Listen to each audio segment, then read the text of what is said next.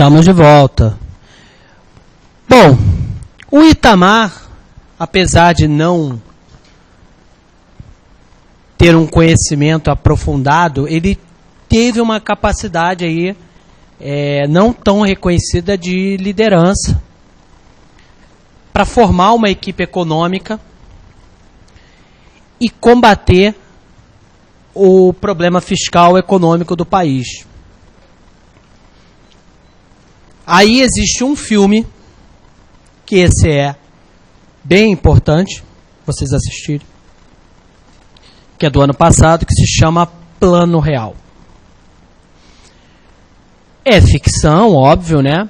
Mas conta bem esse período e conta bem o porquê dessa reforma. É o período ainda no governo do Itamar, que vai até o Fernando Henrique se eleger presidente. Bom, sociólogo, Fernando Henrique Cardoso conseguia explicar o que ele estava fazendo. Isso foi incrível.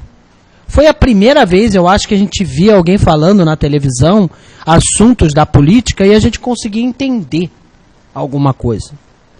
Ele conseguia deixar as pessoas mais tranquilas. E aí começou o projeto Plano Real. E o projeto Plano Real é um sucesso. Depois de algumas bancarrotas do passado, ou seja, algumas sucumbências de tentativas de planos para deixar a moeda forte, eles acharam lá um método bem complexo, economicamente falando, onde correu duas moedas ao mesmo tempo, que era o real e o RV, até ela se tornar forte junto com o dólar. Durante muito tempo a gente teve o real mais valorizado mais do que o dólar e no mesmo valor. É lógico que tem um preço. Aumenta a dívida pública. O governo tem que botar dinheiro pra caramba internamente para poder manter a moeda forte. Mas foi o jeito de conter a inflação. Muito bom, né? Mas minha mãe quebrou por causa disso. Minha mãe quebrou por causa do Plano Real e muitas empresas quebraram. Minha mãe até quebrou por causa da privatização das teles, né? Que vinha de uma filosofia do Fernando Henrique. Já as outras empresas, muitas sucumbiram porque estavam acostumadas a ganhar dinheiro no mercado financeiro. E isso acabou. E quando acabou, você se faturava 50 mil, era 50 mil. Você não tinha como transformar 50 mil em 60, 70, 100 mil. O dinheiro não perdia valor ao longo do tempo, mas ele também não ganha valor ao longo do tempo. O que acontece hoje?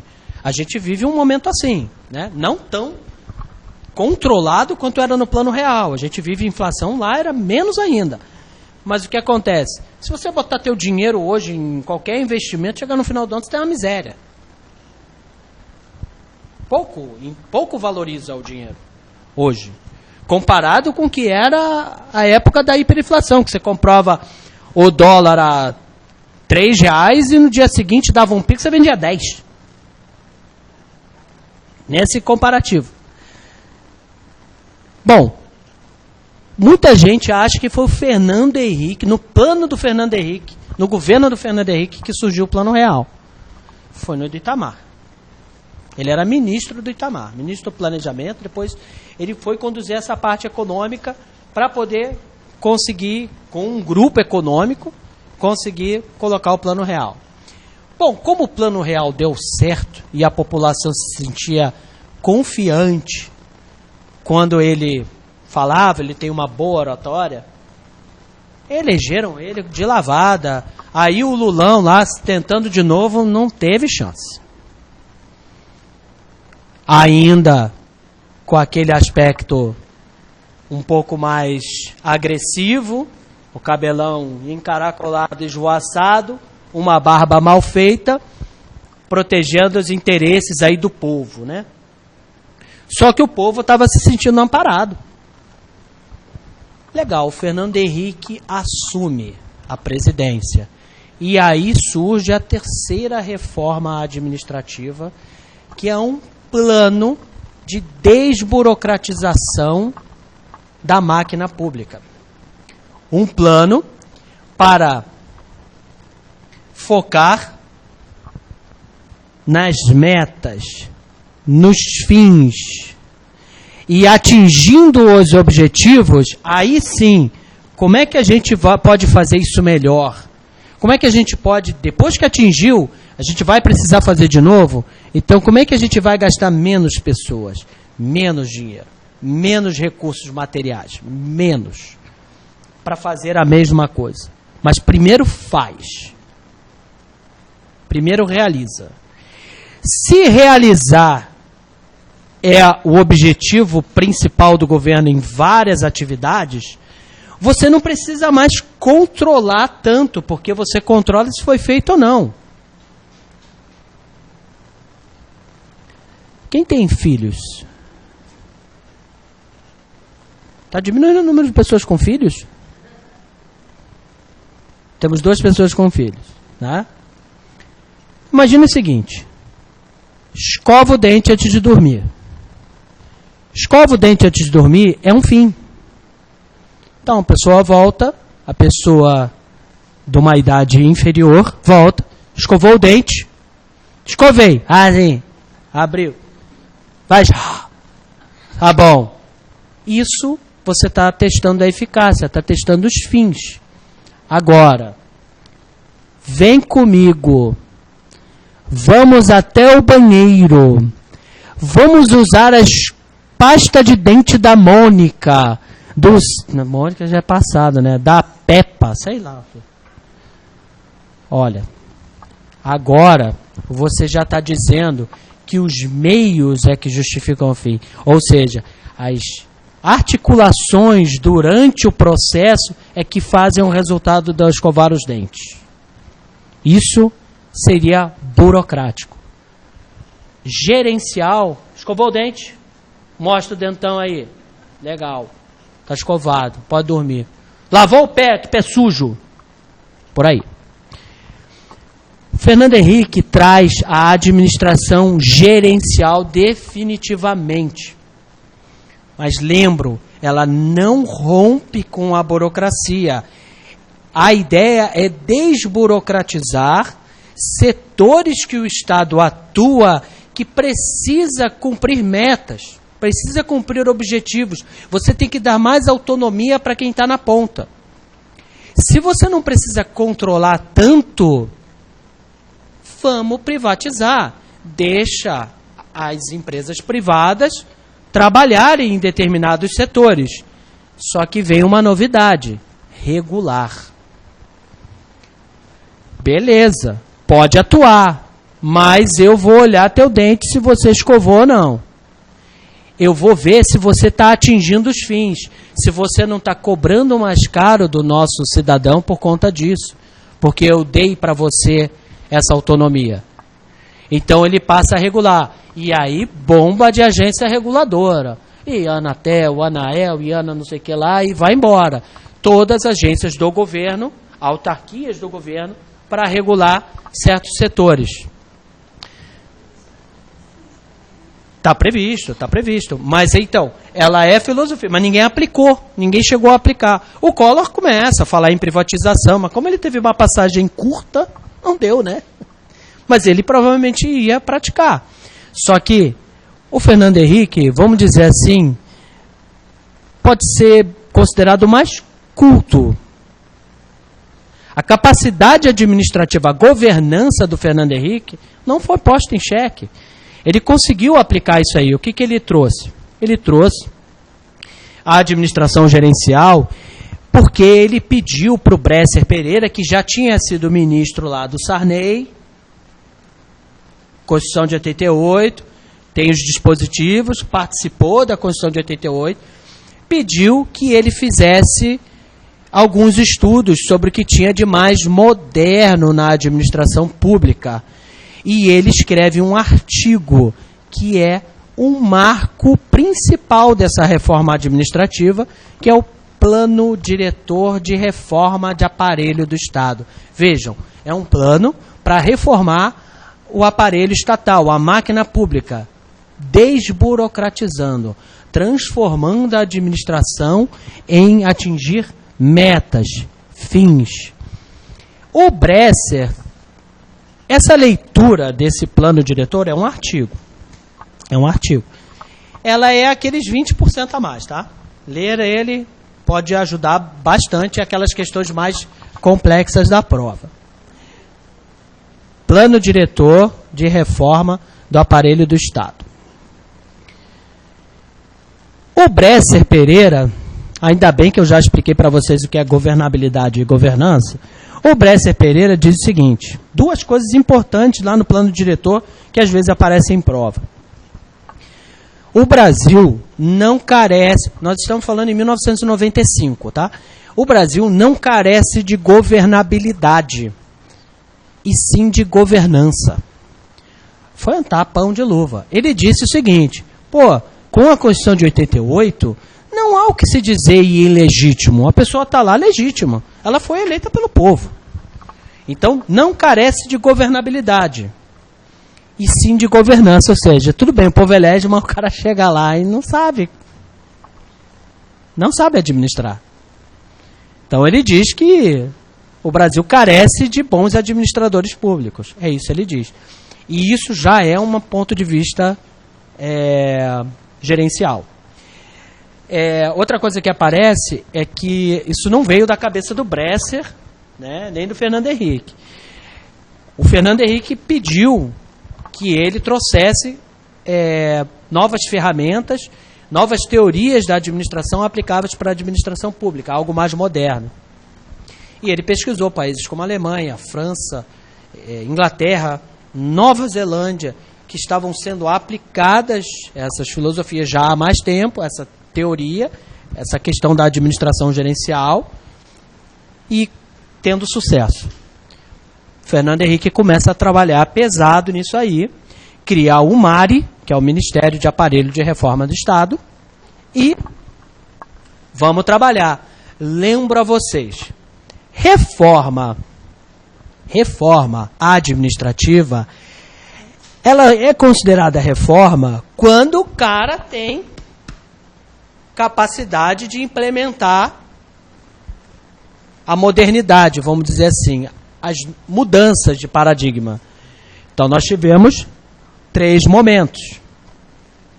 O Vargão, com a burocracia, militares chegaram dizendo como ia funcionar, e aí, em 1995, com Fernando Henrique Cardoso. O Bresser diz o seguinte, também, que isso cai em prova. A primeira passagem, os primeiros indícios de administração gerencial surgem na época do governo militar, no Decreto-Lei 200 de 67. O militar não diz que eles estão aplicando a administração gerencial. Quem diz que aquilo é gerencial é o Bresser em 95. Que eles já tinham algumas ferramentas de administração gerencial, de accountability, de prestação de contas, que são todos termos da administração gerencial. A prestação de contas não é o gestor dizer, eu gastei tanto. Ele atende à transparência ativa e passiva, que vocês vão conhecer como dispositivo, se ainda já não conheceram, né, de lei. E também por assumir a responsabilidade da aplicação de políticas públicas, de implementação. Não é só orçamentária. Eu fiz isso. A gente tem visto aí, o Dória anda fazendo bastante essa questão de se... É considerado aí um empreendedor público. Porque ele diz assim, eu fiz lá porque eu acho que era esse jeito e é assim. Se está errado, alguém vem aqui, conversa comigo e diz por que eu estou errado. Mas eu assumi a responsabilidade. Eu troquei o bueiro lá, que estava gente morrendo dentro do bueiro. Eu não fiz uma nova escola. Eu não tenho dinheiro para fazer as duas coisas. Por aí. É um tipo de prestação de contas, de accountability no sentido de prestar contas à sociedade do que você está fazendo. Não estou botando aqui Todas as demais coisas do Dória, sei lá o que ele, se ele é corrupto, se não é, não tenho a menor ideia. Estou falando que é do ponto de vista administrativo mesmo. Bom, Fernando Henrique trabalha pesado nisso aí e começam as privatizações. Aí minha mãe quebra, né? Porque ao privatizar, você levou para o setor privado empresas públicas que, é óbvio, não tinham o menor interesse, no menor sentido ela estar atuando. Isso inchava mais a máquina pública e o governo não consegue ter esse controle todo. Então ele passa a agir como agente regulador e entregou. Essa época que a gente viveu um bem-estar lá em casa, econômico, minha mãe comprava o telefone, revendia, alugava, porque a Telerge não fazia o que era o óbvio, que era, quando você pedia um telefone, ela instalava para você. Hoje, ninguém mais quer telefone fixo, né? Quem tem telefone fixo aí? Tem telefone fixo? Tem telefone fixo também. Hoje ninguém mais quer, tipo o Fábio Pochá naquele... telefone fixo, todo mundo quer, né? É isso aí. A gente não quer, mas telefone celular a gente quer. E olha, você olhar para hoje, o quão bem fez essa privatização, dentre outras, como exemplo, você entra numa companhia dessas, Vivo, claro, TIM, pede um telefone, você sai com o telefone na hora e vai pagar uma mensalidade. E às vezes não vai nem pagar mensalidade, é pré-pago. É inimaginável pensar que isso ia vir do setor público. Aí você tem os consórcios, ou seja, você também tem uma série de outros setores que passaram para a mão dos privados, mas regulado pelo governo. E tem favorecimento? Disfunções. Às vezes você favoreceu para que alguém ganhasse uma licitação dessa, né? Mas, enfim, aí é disfunção. A teoria da privatização, ela não é negativa. E ela está relacionadíssima à administração gerencial. Vejam, se agora o que importa é atingir metas, é atingir fins, então não preciso ficar cuidando do dia a dia, que são os meios. Uma empresa privada cuida do dia a dia. Alguém que tenha capacidade técnica para tocar esse assunto. Legal? Tranquilo? Bom, essa questão dos fins justificarem os meios é importantíssima dentro da administração gerencial. E esse aqui é o maior rompimento com esse paradigma burocrático. A questão burocrática continua, principalmente no núcleo estratégico da gestão, ou seja, ministro, presidente, pela teoria da administração gerencial, esses caras atuam burocraticamente e gerencialmente. Eles respeitam fielmente a Constituição. Tem que respeitar as leis. Mas quando você vai para serviços que o governo presta ou atua em atividade econômica, por exemplo, a Caixa Econômica, você já trabalha de forma gerencial, com o objetivo de atingir metas. Guardem, nesta reforma administrativa, nós demoramos, hein, do Brasil Colônia, até agora, eu não falei uma palavra, que era essa aqui.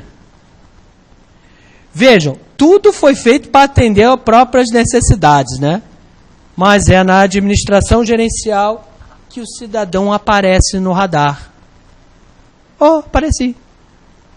Finalmente, agora, diz o seguinte, o cidadão, ele é um cliente. Ele paga tributos em troca de serviços da administração e vai ganhando força que o dinheiro é nosso e não de quem está administrando. Está ganhando força. Essa reforma é importante porque coloca aí o cidadão no radar. Se a disfunção da burocracia fazia a gente ter uma sensação de que a gente era mal atendido ou que a gente é mal atendido no setor público, porque ele está preocupado em atender a norma, aqui o foco é no atendimento ao cidadão. E aí, por isso, existe um ministério para reformar o aparelho de Estado, para desburocratizar esse atendimento ao cliente cidadão, que é já chamado assim. Mas como todo bom gestor e toda boa teoria e toda boa reforma, ela vai perdendo força. O Fernando Henrique conseguiu estabelecer consolidar bem a sua primeira gestão e se reelegeu. E aí de lavada. Se eu não me engano, acho que foi no primeiro turno que ele se reelegeu, né? Acho que ele nem foi para o segundo turno na reeleição. Bom, mas aí o Lula deu uma estudada, né? Contratou uns marqueteiros, conseguiu o apoio das elites. O Risco Brasil subiu um monte, porque ele estava subindo nas pesquisas, e aí os estrangeiros disseram, a gente não bota mais nenhum dinheiro no país se vocês elegerem esse cara. Era taxativo, porque o Lula vinha já de muito tempo com um discurso de fechar barreiras alfandegárias, de fechar uma coisa mais estatutária, mais Getúlio Vargas, né? De controlar mais dentro do Estado, de ser bastante intervencionista. E o Lula vai com um discurso mais suave, dá uma parada na barba, corta um pouco o cabelo, começa a entrar na elite, discutir com as empresas privadas, com as entidades privadas, começa a dizer, não vai rolar nada disso. Bota um ternão italiano daqueles bem bonito e faz sua campanha e vence. Olha, o Lula ele tem técnicas de oratórias indiscutíveis, né? O cara é um grande orador. Um grande orador. E ele conseguiu realmente convencer muita gente.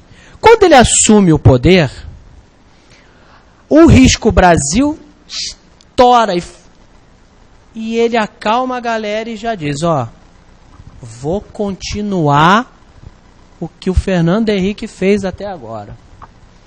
Parte econômica, vou seguir nas mesmas linhas, não vou mexer. E isso deu uma aliviada na galera. Oh, que bom. Os investimentos continuaram, ele não mexeu. Ele seguiu os planos de administração gerencial, inclusive fundou a Fundação Nacional lá da Qualidade e a GES Pública, e criou, vai ter uma aula específica sobre isso, a Carta de Serviços ao Cidadão, que é um documento que explica como cada serviço do governo funciona. Aprovou leis bem importantes em relação à transparência ativa e passiva. Ou seja, ele surfou a administração gerencial, a reforma é do capitão FHC. E é a última. Nós não temos nenhuma reforma depois dessa, né? Só se for a reforma na cara do tempo. Mas não tem mais reforma nenhuma. E o Lulão seguiu a vida. Bom, o discurso dele era diminuir a desigualdade social. Sempre foi. Ele segura bastante nos 2 primeiros anos, não contrata servidores, não contrata, ele deixa estourando lá a galera precisando de servidores e não faz nada, segura o dinheiro, controla, surfa bem o que o Fernando Henrique tinha trazido de benfeitoria para a economia. O mundo vive um momento legal também em relação a isso, ele surfa também essa... Mas assim, tem que saber aproveitar, né? Então, capacidade de governança do Lula é inquestionável até aqui. Ele segue isso aí, se reelege, tudo mais, ele segue isso aí, não só se reelege, ele reelege alguém no lugar dele, que é a primeira vez que no Brasil a gente vê isso, reelegeu a Dilma, né? Que também se reelege. Então, em termos de governança, não foi posto em xeque a capacidade administrativa dele. Ele começa a trabalhar em quitar dívidas externas e diminuir a dívida pública. E ele consegue quitar, eu não sei se vocês lembram, ele quita a dívida externa. A gente tinha um problema lá com o FMI, que era antigo e tal. Aquilo foi um susto. Ele segurou. Depois de 2 anos, depois que ele conseguiu essas mudanças, ele começou a contratar servidor público. Aí ele começou a agradar o servidor público. E aí bombou de concurso. Não sei se vocês já estudaram para concurso, mas a época do Lula tinha concurso. E até no primeiro mandato da Dilma tinha concurso, toda hora federal. E tinha concurso. Agora tá... Putz, para sair um, né? Vai sair, não sai, demora. Porque falta dinheiro.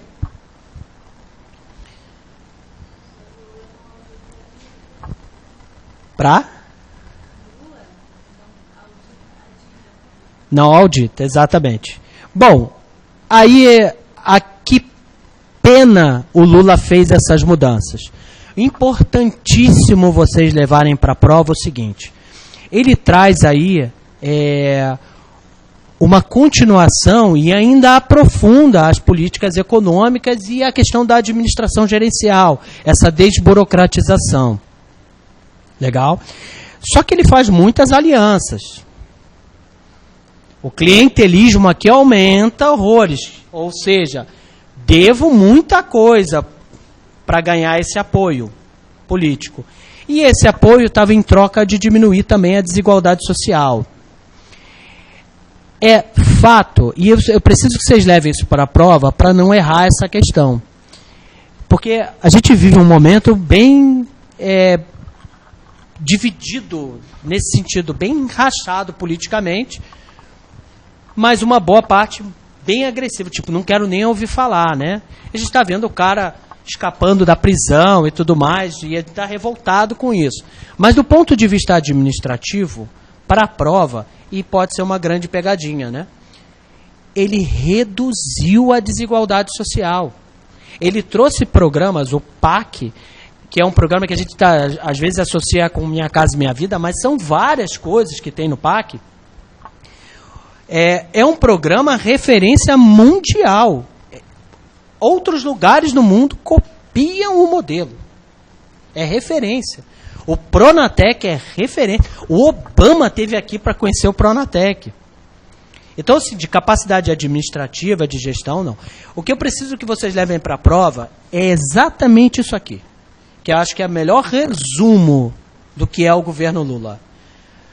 A desigualdade social diminuiu e a corrupção aumentou.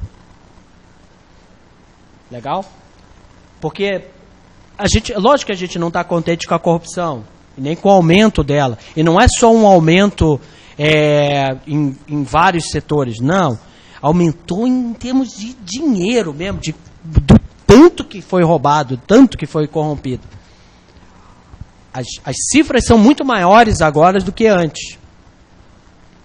E não justifica, né? Isso sempre aconteceu. É verdade. Durante toda a história do país, aconteceu. Mas não justifica que eu possa fazer a mesma coisa, né? Ou que eu não posso, ou não controlar. Opa!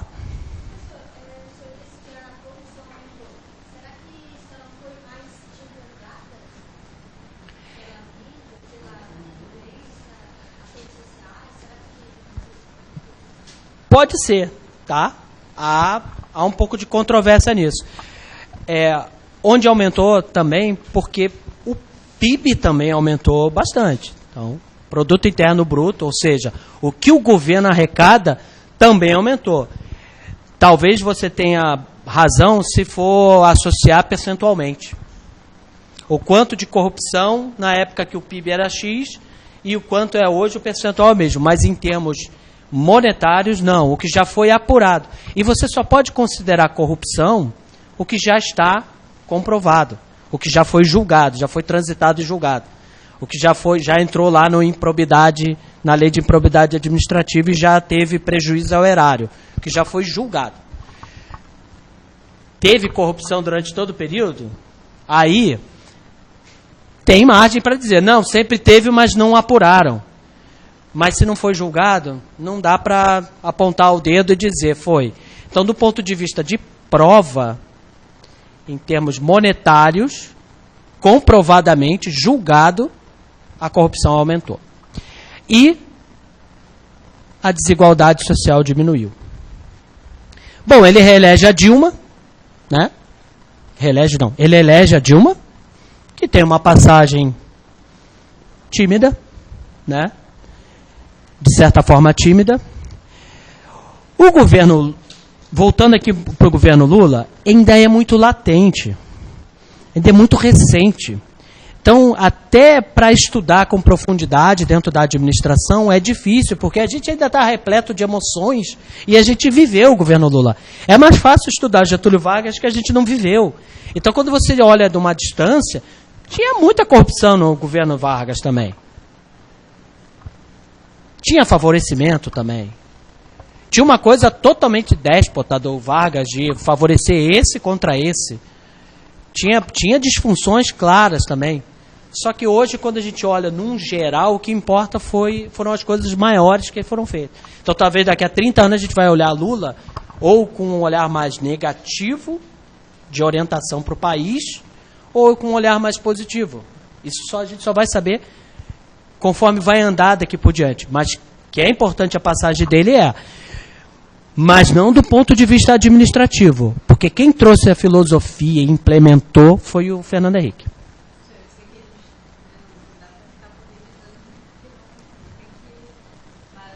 Não polemizar muito.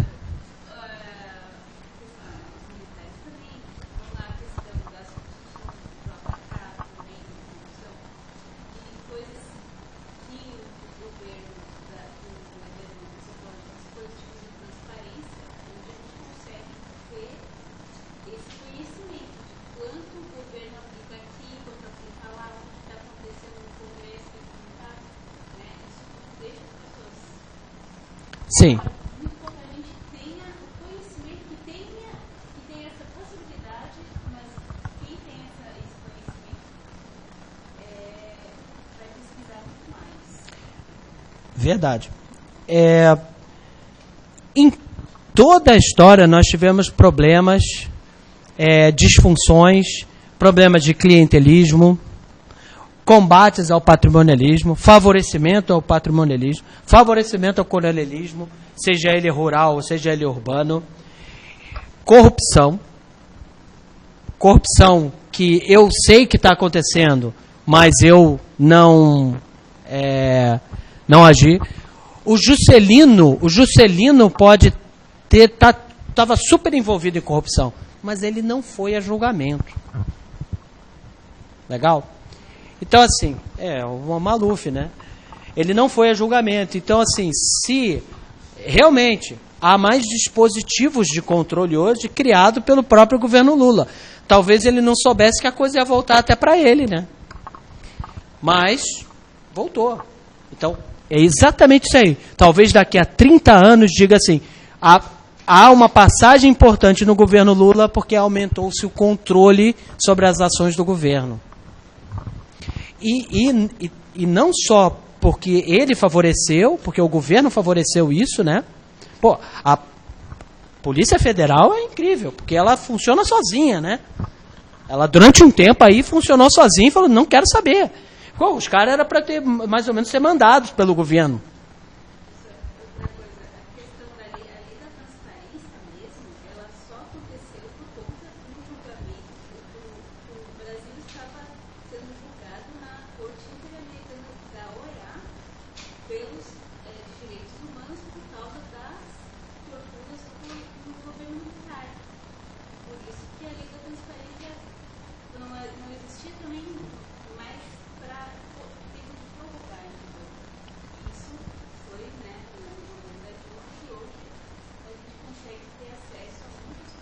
Olha, é uma aula de direito para mim. De verdade, porque eu não entendo tanto de direito.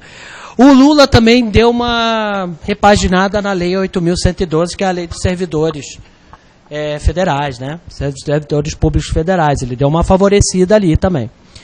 Bom, aí a Dilma assume, se reelege, sua governança é posta em xeque, ou seja, começa a se criticar que economicamente o país vai mal e que também está aparecendo muitos elementos de corrupção, né? Que aí explode, aí com a Lava Jato e tudo mais, estava no governo dela, já era, né? E aí a governança dela, a capacidade administrativa é posta em xeque. Quando a capacidade é posta em xeque, Collor. O que a gente faz para tirar a governabilidade dessa pessoa aí, né? Vamos achar um jeitinho de impeachmentá-la. Então, por dispositivos legais, seguindo constitucionalmente falando, tira-se ela da bagaça. Assume o Temer, que a gente ainda não entende por que veio, e não vai cair Temer na prova, com certeza. E nem Dilma. Lula cai. Acho bem complicado. Cai algo nesse sentido aí. Tubarões, dúvidas dessa aula? Tranquilo? Guardem o seguinte, por favor, tá? Eu mandei uns slides para vocês, tá? Aquilo ali é um checklist da aula de hoje e está numa ordem cronológica. Muitas vezes eu voltei para trás e fui para frente. Aquilo é bem bacana. Se chegarem ali, faz umas pequenas anotações nos próprios slides. Guardem que patrimonialismo é combatido pelas 3 reformas. Nas 3 reformas busca-se o rompimento completo do patrimonialismo. A administração gerencial, ela não quer romper com a burocracia, ela quer desburocratizar certas atividades do Estado. São coisas bem importantes para a prova. Eu desejo um bom feriado para vocês. Tenham um bom descanso, bons estudos.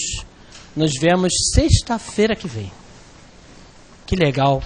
O professor ganhar aula de sexta-feira à noite e de quinta-feira à noite antes do feriado, né?